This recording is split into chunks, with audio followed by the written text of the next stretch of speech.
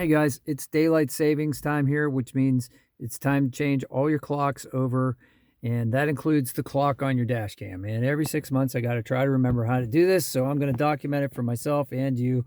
So I hope this helps you. If it does, please like the video. So, all right, this is a Roav, R-O-A-V, dash cam.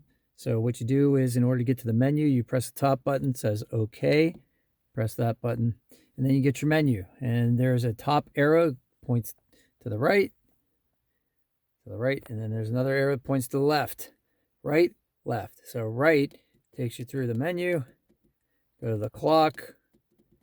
Well, went too fast. Go back to go to the clock, hit OK. Now you see the date and time. So the date is month and day. So right now you got the month, that's 3. You can change that if you want, but it's 3/14 today, 2021, so that's not a problem. We want to go full. We want to go to OK, OK, OK. Now we're in the hours. So I want to advance it 1 hour. Press that button one time. So now it says 19:07. 19 because it's military time, so it's 7 p.m. This doesn't do AM, PM. This just does military time. All right.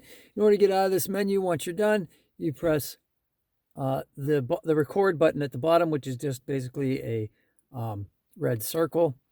Press that once, press that again, and now you can see we've got the time changed to the correct time.